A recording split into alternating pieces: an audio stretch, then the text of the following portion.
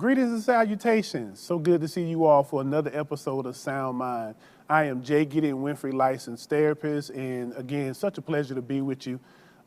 Such a blessing, such a blessing. I want to thank you all so much for supporting Sound Mind in season 6. Not just Sound Mind, but also all of the great quality programming that we have here on Hope TV. So please support all of the different platforms that we have. You're guaranteed to be blessed, exceedingly so. So let's go ahead and get into it, because this is the first episode of season 6. I have been just waiting to get back to you all. So much content that God has blessed me with to share with you all. For those of you all who may not know me, just a little bit about myself. I am a 26-year practitioner. I've been in behavioral health and mental health for 26 years. I've been fully licensed for 17 years in the state of Georgia. I've worked in a myriad of capacities, but I love serving God's people.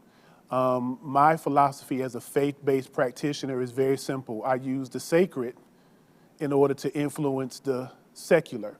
So what I believe is putting together clinical theories that are supported and guided by biblical principles. And so that is what I use in my practice, and that is what works with my population, because I truly believe that all of the answers that we need are literally in God's word, but we have to interpret those appropriately as it relates to how do we move people from one stage to another.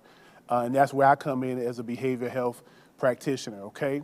So that's a little bit about me for those who may not know, but let's go ahead and dive into this particular episode for the first episode for season 6, okay?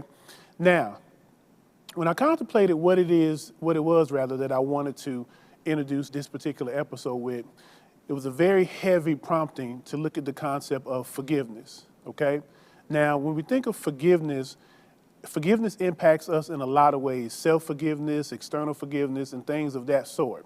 So what ends up happening a lot of times is people talk about forgiveness, but they can't really explain what it is. People can say that I've forgiven my parents, I've forgiven my ex, I've forgiven a sibling, but when you ask them to explain it, it seems to be very difficult for them to explain. And normally if something is difficult for a person to explain, it means that maybe they haven't gone through the entire process. So this comes up a lot in my patient population, in my practice, when people come and they're angry, they're hurt, they have problems trusting. Oftentimes it comes because true forgiveness has not been given. So what I want to do is have this episode focus on the psychology of forgiveness, okay? The psychology of forgiveness. Now, what I want to do is I want to break forgiveness down in terms of how I present this to my patient population. And the way we're going to do this is going to require us to get in the Wayback Machine and kind of go back to our early elementary school English understanding, okay? Because I'm going to show you the concept of forgiveness in 3 different areas. We're going to talk about the etymology, which is the origin. Then we're going to talk about its application. And then we're going to talk about direction, okay? So again, the 3 phases of forgiveness: etymology, which is the origin; application, which is how we actually apply it; but then lastly will be direction. Where do we go once it's applied, okay? So let's go ahead and dive in with the etymology. Now, here's what I want you to do. If you have a pen and paper, I want you to take the word forgiveness and I want you to write it out. Forgiveness, okay? So once you've written out the word forgiveness, I want you to literally break it down into 3 sections. We want to take the F-O-R as section 1, all right?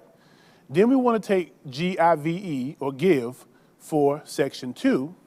And then we want to take N-E-S-S, ness, for section 3, okay?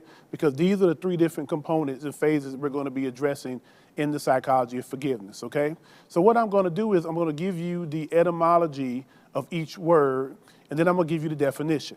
And then when we get done, we're going to be able to put it all together for our definition of forgiveness, okay? And this is one that really is going to help us be able to move forward and through the stages of forgiveness, okay? So let's look at component 1, phase 1, which is for, F-O-R. Now, for has an etymology of being from German and Danish descent, okay?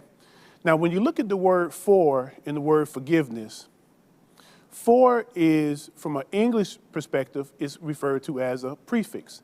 Now, we all remember from elementary school English that the prefix comes before the main word, okay? So what I tell my patient population is Before you can make any progression in anything where you've been hurt or offended, you have to make the decision to forgive. So when we look at the FOR, when we look at the for, and with it being a prefix, we have to make the decision that we're going to forgive. If you have not made the decision that you're going to forgive, then anything else after that is going to be completely counterproductive. It's not going to have any type of rooting to it because you haven't made a conscious, spiritual, mental, and emotional decision to forgive. So we got to decide from the very beginning that this is what we do. You don't stumble into forgiveness. It is an active decision, okay? So that's when we look at when you talk about the prefix for. Before we do anything else, we have to make a decision. Now, when you look at the definition of for, and I looked at about 25 different definitions, and the one that I saw that seemed to be the most clinically progressive was in support of, okay? So when you look at the word for, attach it with the definition of in support of, okay?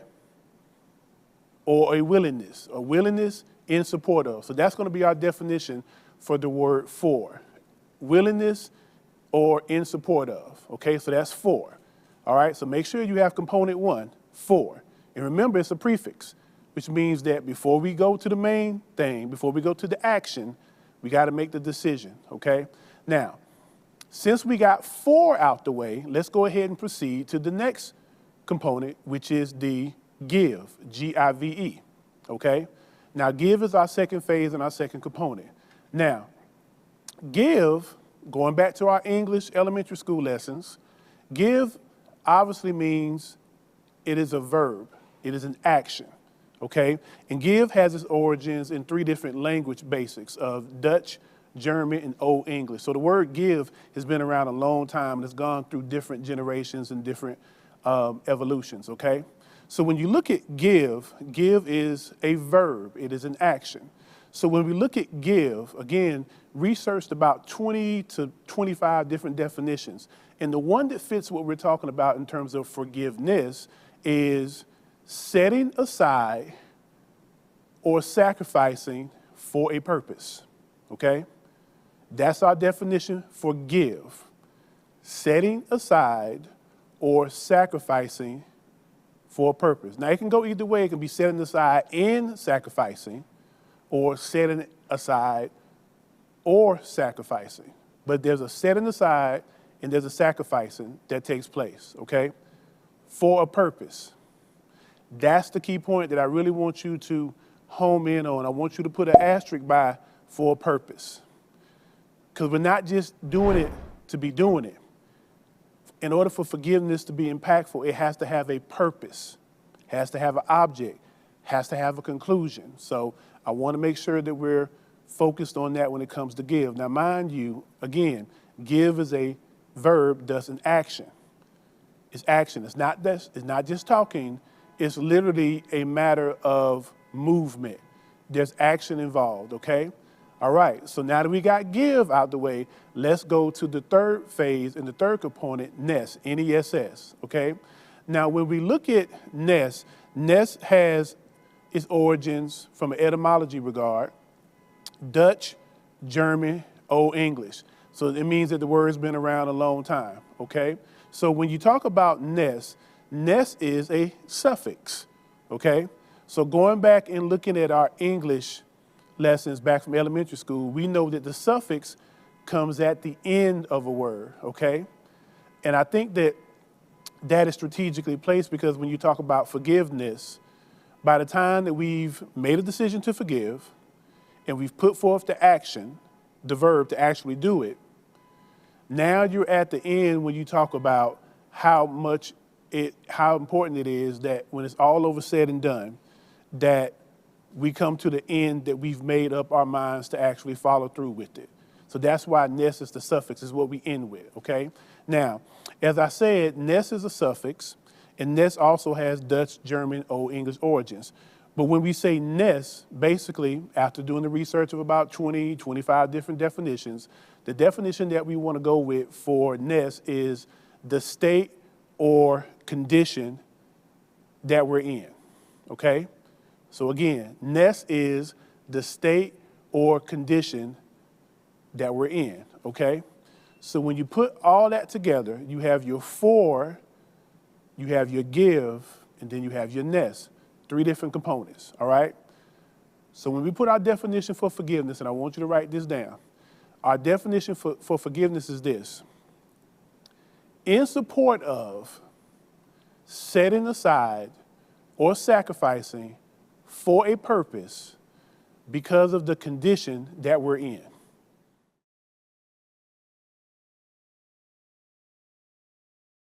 What's up, House of Hope? It's the Flavor King, and welcome back to Cooking with Flavor KL. You know what time it is. It's time for me to show you how to make chili.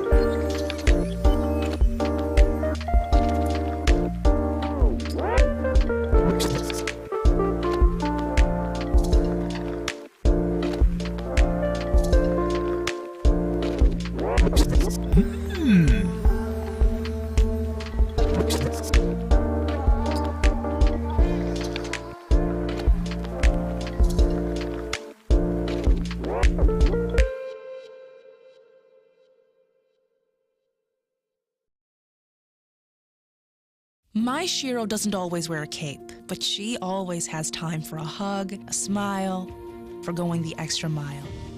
My Shiro stretches every dollar, puts in long hours, puts others first. But now it's your time, Mom. When you're ready to retire, we want you to be able to enjoy it. It's time to start saving now. A free 3-minute online chat can give you the personalized tips you need to start boosting your retirement savings today. Visit aceyourretirement.org/Shiro.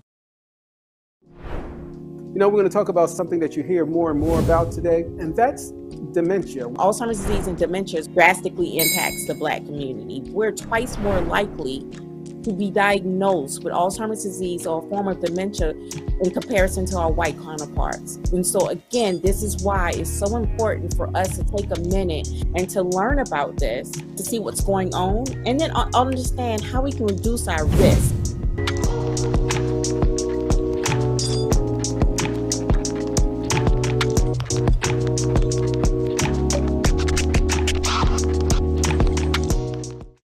I'm going to say that again. In support of setting aside or sacrificing for a purpose because of the condition that we're in. That's our forgiveness definition. But what I often tell my population in private practice that I work with is once we come up with the definition, it's even more powerful when you go backwards. And anyone that knows anything about studying of the Hebrew language, Hebrew reads backwards, okay? So we're going to read this backwards, and you're going to see the power in the psychology of forgiveness and how important it is and how we can apply this to our own mental health and our relational dynamics when it comes to others. So when you read it backwards, it's basically saying, because of the state or condition that we're in, I am choosing to set aside or sacrifice for a purpose, and I am in full support and willing to do so. All right? So again, when we read it backwards, because of the state or condition that I or we are in, I am in support of sacrificing or setting aside for a purpose. I really, if you ask me to pick which definition I like, it's the same definition, it's just a matter of whether we read it forward or backwards. I like the backwards definition because it really ushers in why forgiveness is often needed. Forgiveness is often needed and extended because of the state or condition that I or we are in. So when you talk about forgiveness, basically what you're saying is, I don't like the way I feel. I don't like the way we are. And because I don't like the way I feel and I don't like the way that we are, then I am in support, meaning that I have a willingness. I am in support of setting aside or sacrificing for a purpose. Now, the key thing in this definition is the end is for a purpose. If our forgiveness has no purpose, then it's not really forgiveness. It can be making amends. And making amends is not the same thing as giving forgiveness or receiving forgiveness for that matter. So that's our definition that we have for forgiveness. But I want to go to the next part, which is actual application. How do we take, once we have the etymology and once we have the definition of forgiveness, what do? Okay, now we got forgiveness. How do we apply it? I'm glad you asked, okay? So here's 4 different components of the actual application of forgiveness. And this is important because we want forgiveness to be visible. We want it to be measurable. It needs to be seen. Remember, the give part is a verb in action, so it requires us to do something, all right?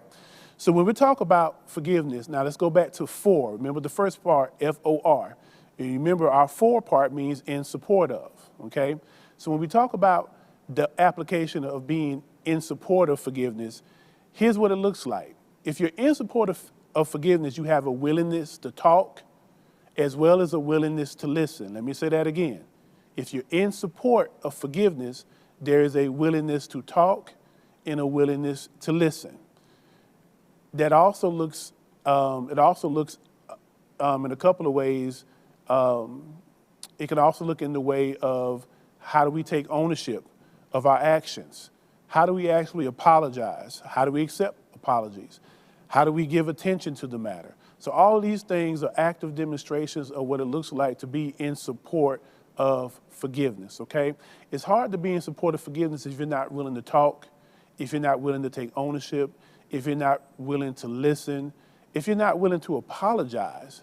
Now notice I didn't say I'm sorry, but say I apologize, okay? And that's something that I stress to those that I work with, particularly my couples. It says a lot about your emotional and relational maturity when you can apologize to your mate. Oftentimes, if a person can't apologize, that's a very difficult dynamic to work with in any relationship. So I always encourage, be quick to apologize. Be quick to self-assess what you may have done to contribute to the dynamic so you can go back to the relationship being in its highest status possible, okay? So all those are things that we do in the applying of the for, F-O-R part of forgiveness, meaning in support of. This is how we show we are in support of forgiveness, okay? So now that we have the for part, let's go to the second part of application, which is give. So what does the give part look like in its application and forgiveness? So the give part looks like this. When you're talking about setting aside and sacrificing, what we're saying is we are willing to set aside time, ill feelings, anger, hurt, bitterness, pride, accessibility, revenge in ourselves. So I gave you a lot of things to consider because those are the things that we're willing to put aside. Remember our definition of give is setting aside or sacrificing. I'm going to sacrifice my anger for the purpose of us being able to be in full reconciliation, for us being able to move forward as a family, as husband and wife, as girlfriend, boyfriend, as brother and sister. I'm willing to do that, and this is evidenced through my giving. Remember, setting aside or sacrificing, okay? It's very important that these are your action words. What am I willing to give? You know, am I willing to give my accessibility? And that's important. If somebody is wanting to truly be in partnership with you regarding forgiveness, they're going to make themselves accessible, okay? They're going to make themselves available. Now, the beautiful thing about forgiveness is that forgiveness does not necessarily require somebody on the receiving end. You can forgive a person without their permission. It's one of those things where you don't necessarily need somebody else to do it. But nonetheless, it's important to understand that there is an action and a series of actions that's involved when it comes to forgiveness in that aspect, okay? All right, so let's go to the third component, which is ness. Remember we talked about ness, N-E-S-S, being the suffix at the end, which means the state or condition that we're in, okay? Now, when you talk about the state or condition that we're in, this is where we look and say, okay, what kind of state or condition are we in, am I in?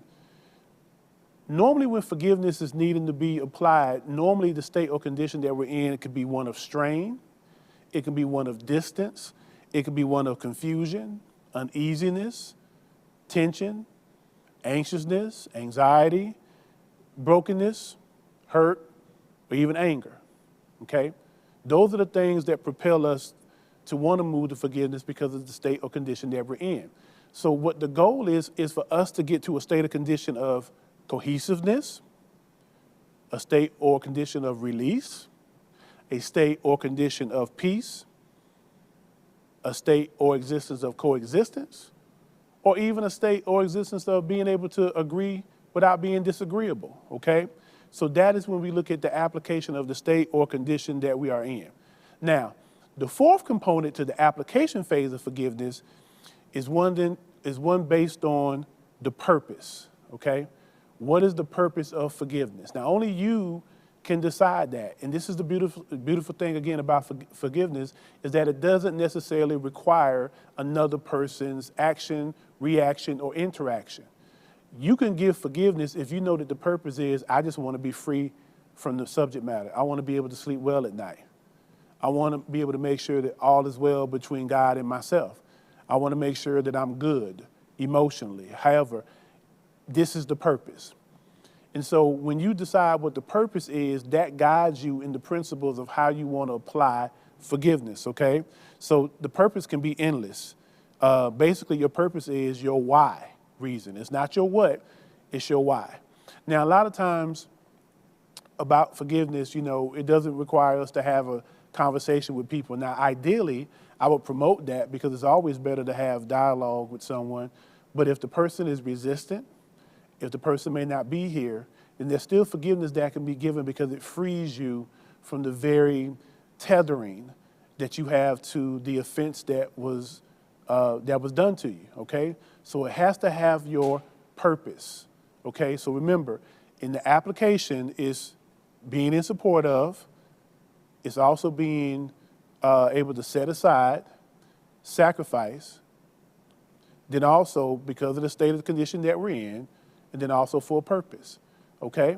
So that's how we apply it. I want to give you tools how to apply it because the sound mind, we don't want to just talk about the conversation, we want the conviction, and then we want the conversion, okay? So I want to give you actual tools, the same tools I would give you if you came to see me one-on-one for individual therapy, or if you came to see me for family, if you came to see me for marriage therapy and counseling. The same tools I want to give you because you're part of the Hope TV family, and I love you, and I thank God for you that you're here. So I want everybody to truly have a sound mind and have a sound heart, okay? So that's why we're giving you the tools.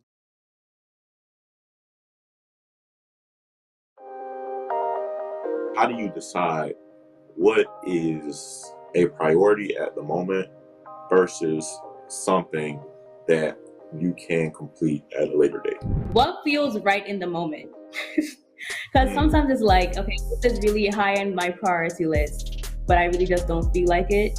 But I think that in order to be productive is like, do what's best for what you feel like in the moment. So if this easier task is easier for you, do that and then tackle the harder task.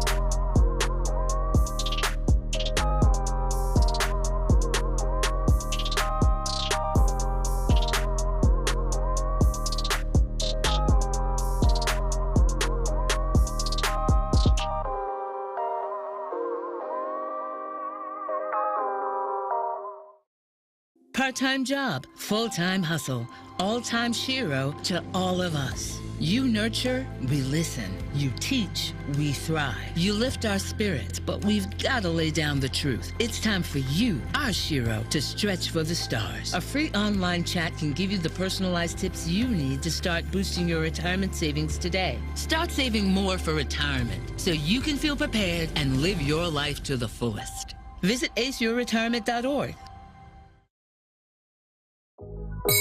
So what is some major hesitancies around this vaccine? Because I ask younger people all the time, you know, why haven't you gotten the shot? A lot of people say, well, my mom hasn't gotten it. And so I think people are impacted by the parents and whatever reasons they have for not getting it.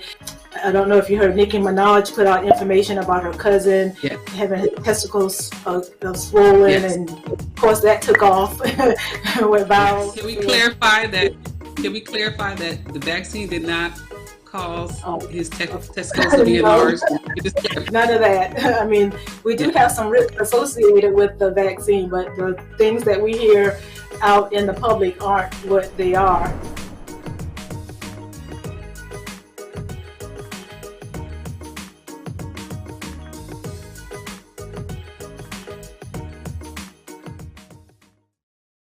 We went through the 2 phases of forgiveness. Remember, we talked about the etymology, which is the origin.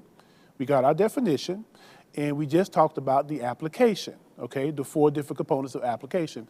Now, the last phase that we want to talk about is the direction of forgiveness.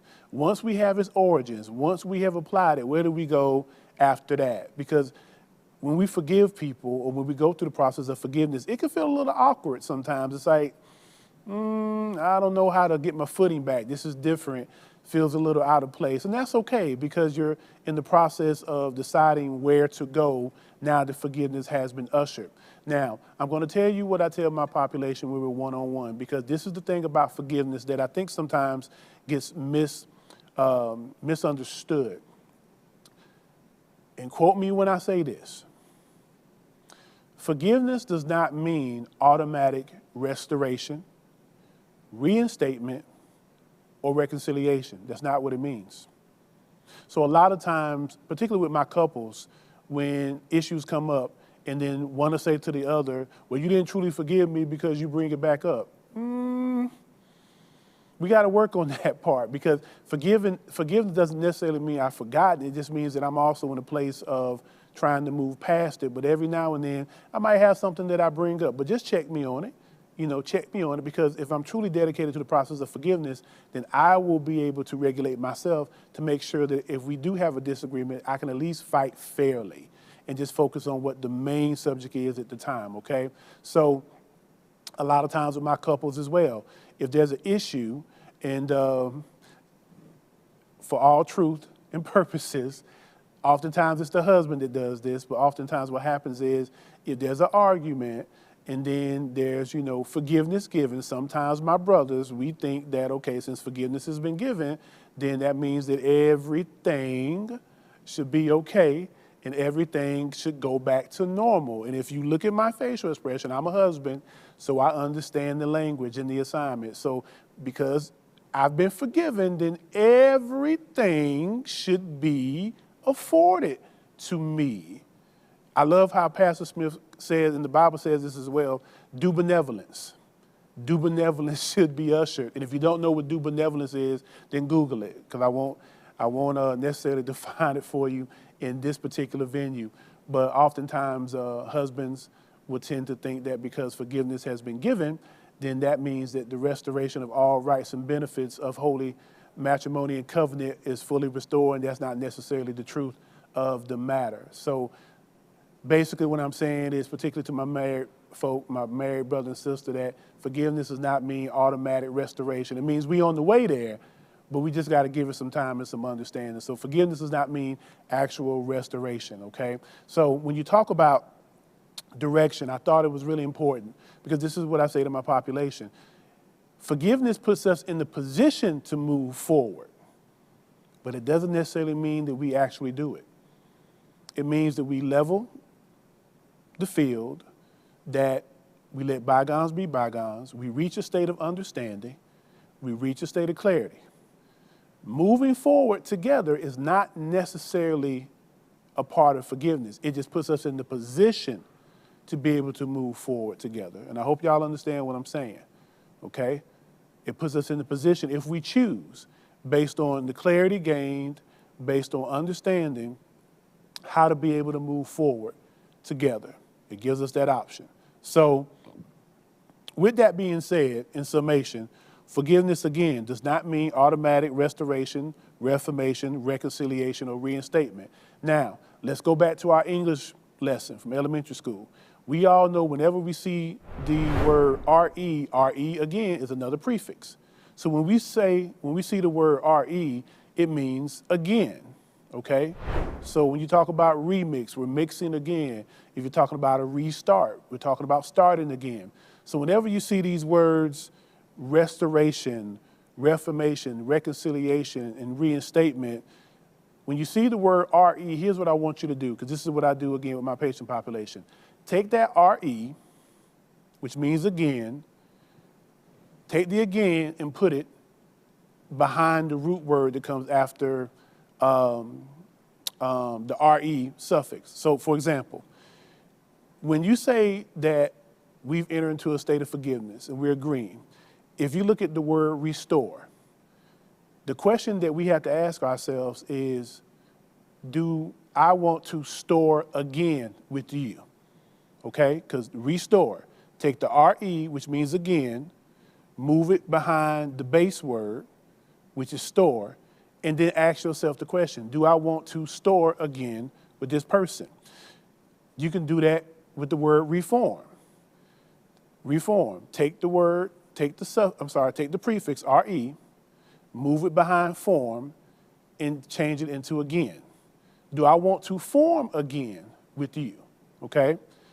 Reconcile, take the RE, its meaning again, put it behind the consile. Do I want to consile or counsel with you again? Reinstate, again, take RE, it means again, move it to the back end of the word instate, and then ask yourself the question, do I want to instate again? Do I want to be in state with you again? All right? So asking ourselves these questions can help us take the forgiveness that we've already provided in its origins, how we provide it in application, and now it puts us in a position to ask the question, do I want to go in this direction with you? Now, sometimes you may reach a conclusion that some people you just can't move forward with, and that's okay. I want to be very clear with that. I want to be very clear with that. I can say that from a personal perspective. There have been people in my life that I have forgiven and I'm at peace with, but I also understand that from where I'm going in my journey, the way that my life looks as a godly husband, as a godly father of four, certain people just can't go along for the journey because it would threaten what it is that I'm aspiring to be and what it is my goal is in life to answer my calling. So I can't reinstate because I can't be in state with you again. Okay? I can't reform because I can't form with you again. Okay? Because the trust may not be there. So it lets me know what direction to go in, and that way everybody's clear. Now, it doesn't mean that we don't necessarily have the ability to have a relationship. It just means that that relationship dynamic that we once knew is going to have to be different. Okay? Going to have to be different, okay? And this is very important for you to understand as far as is directive regard, because I don't want you all getting confused about what forgiveness really looks like. So that's why I wanted to give it to you this way as far as the breakdown, the ability to put it together, and the understanding that you have a choice in it as far as how it manifests itself, but also a choice in how you apply it, as well as the choice in how you want to go with it in a direction regard, okay? So understand that from a direction regard, any future connection is made possible by forgiveness, but it doesn't obligate us, okay? Sometimes people like to say, well, if you've forgiven me, then, then we should be able to do this or do that, or it should go back to the way it was. No, it can't go back to the way it was in light of the information that we have, in light of what we went to. Now, here's the thing. It can't go back to the way it was, but forgiveness does give the opportunity for us to be better than what it was. And that's what I love about forgiveness, and that's why I promote it. It gives us the opportunity to learn from what it is that hurt both of us. It gives us the opportunity to move forward in light of. Oftentimes where we go wrong in life is we want to do things in lieu of, meaning we want to overlook it. We want to disregard it. But when we do things in light of, we're saying, because of the information that we have, because of the experience that we've gone through, I want to be able to make a decision that is inclusive of where we are in this journey so that we don't repeat past infractions and we can be better than what we were before if we both agree on it. That's the beautiful thing about forgiveness, okay? So that's what I wanted to give you in episode 1 of season 6, the psychology of forgiveness, because forgiveness is so paramount. And then from a spiritual regard, because you know how I get down, you know how I'm going to integrate that sacred with the secular. This is the very thing that God did for us. This is the very thing that Christ did for us. When you look at the definition of forgiveness, is what he did. Because of the state and condition that we were in, sin-filled, filthy, we didn't have a relationship with God. We were broken. We were set apart from him. Because of the state and condition that we were in, he was in support of setting aside his majesty, setting aside his power, his greatness, and sacrificing his body for the purpose of us being in relationship. That's forgiveness. We saw it with Christ. It's what he did for us. So take that definition, take that example, and we live it on earth using that as the blueprint and going through these processes. And I guarantee you that you'll be able to move forward in forgiveness in a way that's sound and a way that's solid. So that's it for episode 1. Thank you so much for tuning in. Thank you so much for being a part of season 6. Looking forward to all we're going to do. Be blessed in everything you do, and thank you for the support of not just Sound Mind, but all of the programming at Hope TV. And as I always say, may the Lord bless you and keep you. May he make his face shine upon you and be gracious unto you. May he turn his loving smile and countenance towards you, blessing you in your going outs and your coming ins. And may he give thee shalom peace. I am J. Gideon Winfrey, licensed therapist, and as I always say at the end, remember that sound doctrine comes from a sound mind. So allow your theology to influence your psychology, okay? So we'll see you for the next episode next week. Be blessed, take care, love y'all.